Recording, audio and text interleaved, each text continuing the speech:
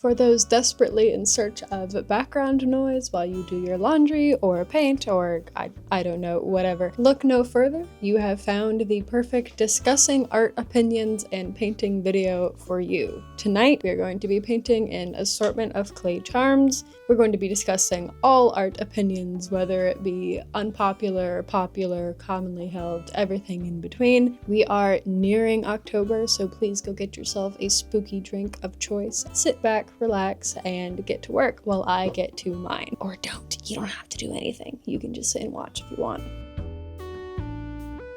Before I begin my unfiltered ramblings, I'm going to show you the charms we're working on tonight. I have a wide variety. First that I'm showing here is a Darth Vader with 2 Death Stars, which is in canon. 3 Puffles, a gray, a blue, and an orange. This little clown character from that Netflix show, I'm not sure what her name is, but I'm making it for my sister. Butters with 2 sticks of butters, 2 Hatsune Mikus, and 4 accompanying leeks. Abby Cadabby with 2 hearts, Kirby with 2 warp stars, and Shadow with 2 sonic rings and 2 green chaos emeralds, which is not canonical, but it does look pretty for them both to be green.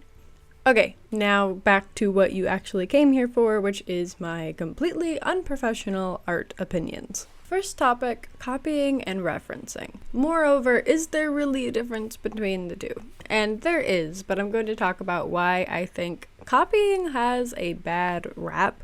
But it actually, let's be honest, every single one of us have copied at some point. A lot of times we would copy other people's ideas or designs as kids or budding artists, either because we did not understand yet that originality is superior to copying, or because that was just how we learned. And I think that's exactly what it should be used for, learning. I talked about this already on my socials, but basically every time I present an original piece to the world, there's probably a few sketches or a few draft mock-ups inspired by someone else's work that helped me get the ball rolling and formulate that new idea for my own original design. If you really are an artist, you're not just going to copy everything the rest of your art career. You're going to start off by copying. It'll serve as a stage in your art process, and then copying just to get the idea of what you like, get in the rhythm of drawing what inspires you, even if it's not your own design. After you're in that rhythm,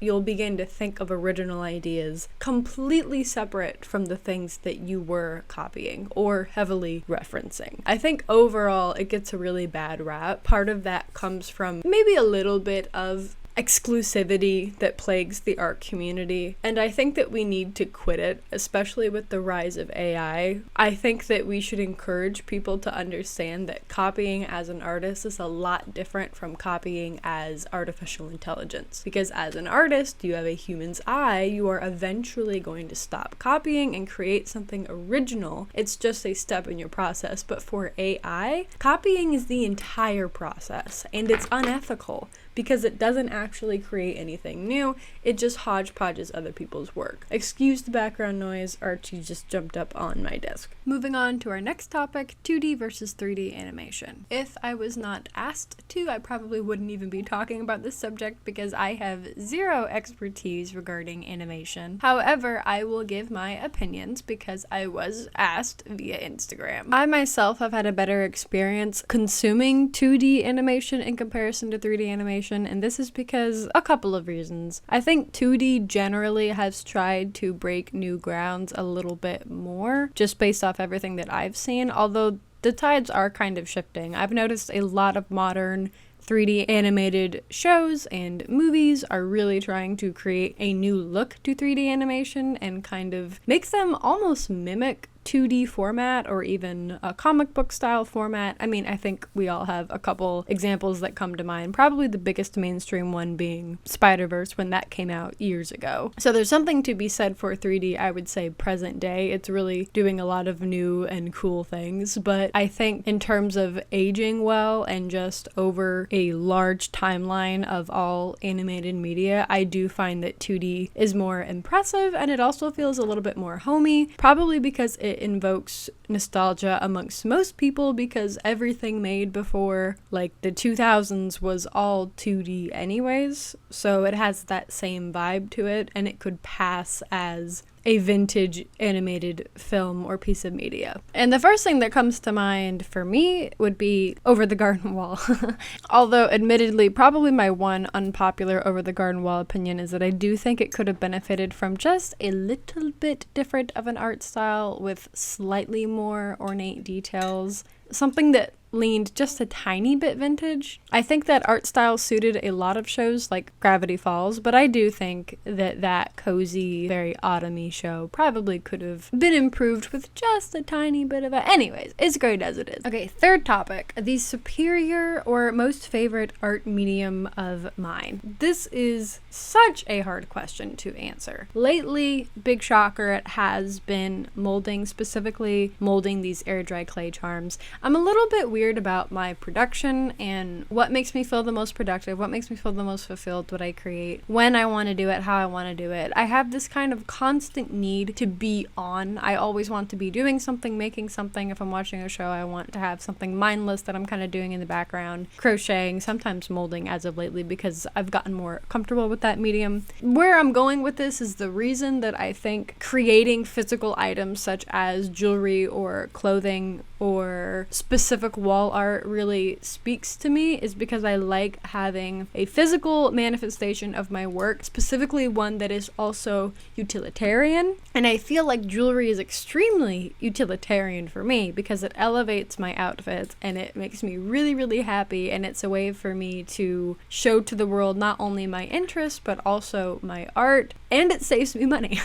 And these are like the core values of who I am as a person, which is niche interests and saving money and making the most of my time. So this is a long-winded way of saying I think right now what I'm leaning the most towards in terms of my favorite medium would be these like clay molding items that I've been doing lately. I also like it because it is something that I can easily gift to others. That's the other thing. An art medium immediately wins bonus points for me if it's something that other people would like to receive. And these are kind of a unique little thing that not many people have seen or not many people do, and they work really, really well as gifts. So if I had to choose a second runner-up though, something more timeless, obviously I would say painting. I love to paint, and I use acrylic for anyone wondering. It is pretty cheap though. I should really think about getting nicer paints. I digress. A fourth topic of interest, modern art. I have explained my thoughts on modern art pretty thoroughly in my video talking about surrealism and Alice in Wonderland. You should definitely check out that video if you haven't already. Anyways, modern art is amazing in a lot of ways, and when people say modern art, I think they're specifically referring to kind of the stereotypical, here's a black square canvas that sold for $4 million kind of modern art, or here's 1,000 splatters thrown up onto a giant canvas that sold also for $5 quintillion. I think that specifically is more modern abstract, but I'm going to be specifically targeting modern abstract in my opinion because when people say modern art, that's kind of what they're referring to. And I've already talked about some of my favorite modern artists. So anyways, in terms of specifically modern abstract art, I think the reason why a lot of people feel a great disconnect with modern art in comparison to classical artwork is also the same reason why surrealism has such a stark difference between itself and abstract art. So I will explain. The definition of abstract art is very vague. It essentially is any combination of lines or shapes or colors, or sometimes none at all, or all of those things at once that expresses some sort of meaning or conveys some emotion. It's just about the vaguest definition you could ever imagine. And firstly, the first problem with that is that people don't generally tend to like vagueness. It's kind of that thing with media that tries to be relatable to everyone, ends up being relatable to no one. I would say the same thing goes for abstract, but abstract is even harder to cling to because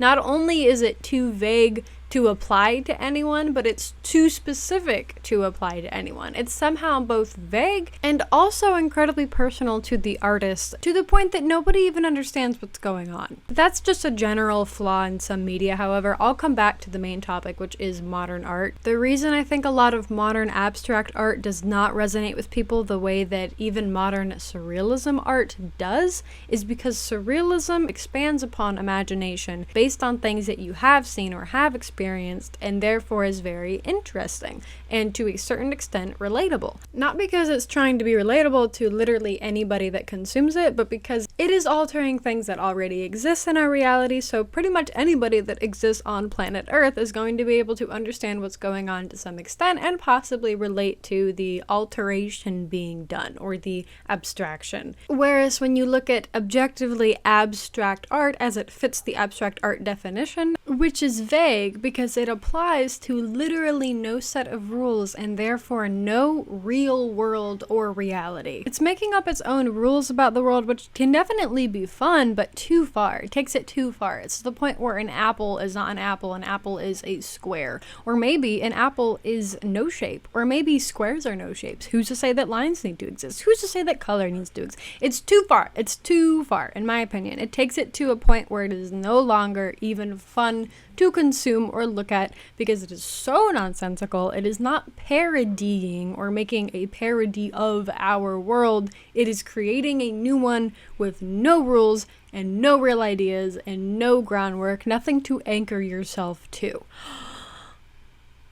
Okay, moving on. Our fifth topic is how art production correlates with mental health of the artist. A lot of people want me to talk more about this subject, and I want to talk more about this subject. I am just fearful of trying to come across as if I have any real grounded expertise, which I don't. I only have personal experience and anecdotal and everything that I have read and collected over the years doing my own trauma-related recovery. And a lot of that, for me personally, was hand in hand with art. There's one doctor I really like on YouTube, and she talks about how you need to make sure that you are always living in alignment with your values. And for artists, I think that's really hard because one of our values just across the board as artists is that we like to create. So if you are not creating, you are going to feel a mental health decline, even if you haven't been through something super traumatic recently, even if you don't have a specific reason as to why you're feeling this mental health decline. It's because you're not living in alignment with one of your core values of who you are, and one of those core values is you like to create, or maybe you like to share your creations with the world. If you are not actively doing that, you are going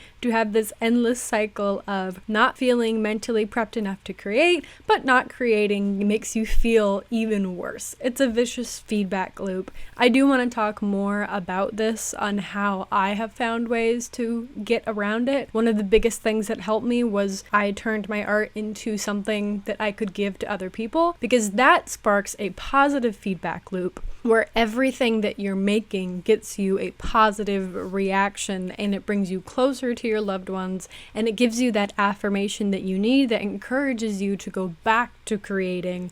And that's really the goal. You want to get yourself in a positive feedback loop, something where every time you create, it makes you feel better and better about creating. Again, not a professional. Maybe I'll talk about this more in depth another time, but that's kind of just my summarized thoughts on the matter. Sixth topic, to trace or not to trace. This was also a requested topic. Somebody asked if they thought that tracing for the sake of a pose or a direct reference that you're trying to alter in your own original artwork is a good idea or not. And my opinion is pretty much the same across the board as it was for the copying. I think as long as you have the general motive and heart of an artist, things like tracing and copying are not going to be a problem, because you're going to have enough common sense to know, okay, I shouldn't go and post this. I should not profit off of this unless I am substantially changing it enough to the point where it really is my own original work. And even then, you should be very, very careful about how much you're going to share that. But if it is for your own practice, that is the best possible thing to do. I think that also sometimes we get a little bit too wrapped up in like the culture surrounding art that has been curated on social media, because something that I didn't even think about until right now is I'm looking up above my desk and I have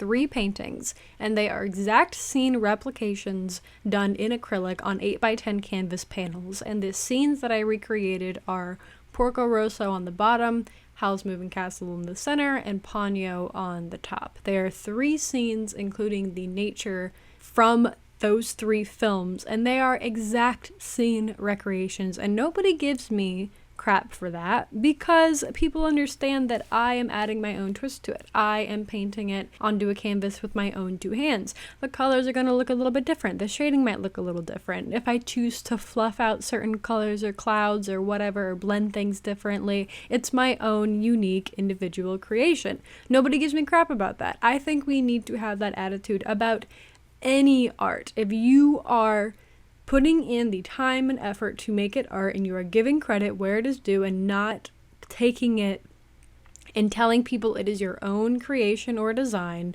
and not profiting off of it, across the board, we need to be a little bit less elite about this, because we need to be supporting human hands creating art by any means so that AI does not kill us all. Thank you for coming to my TED Talk. On to our last topic for the evening. Should you buy the nice art materials? I'm going to answer this question by telling you a fun fact. Napoleon Dynamite cost $400,000 to make. That was the film's budget, and it raked in about $46 million worldwide. The more I create, the more I learn that there are workarounds to creating good art accessibly to you on a budget. I think it's a little bit tone deaf when artists recommend splurging on expensive tools, and that's kind of the maximum that their art advice extends. You definitely can if you want, but we've been creating art for thousands upon thousands of years, and I don't think the best tools are required to continue and expand upon the legacy of art. I also just do believe that the scrappier you have to be, the more creative you're going to get, and the more happy accidents you're going to make. This, again, kind of goes back to artificial intelligence. The reason that artificial intelligence could not possibly mimic, say, the movie making capabilities of human beings, and a team of human beings no less, is because a lot of times it is the human error that creates something phenomenal. And that human error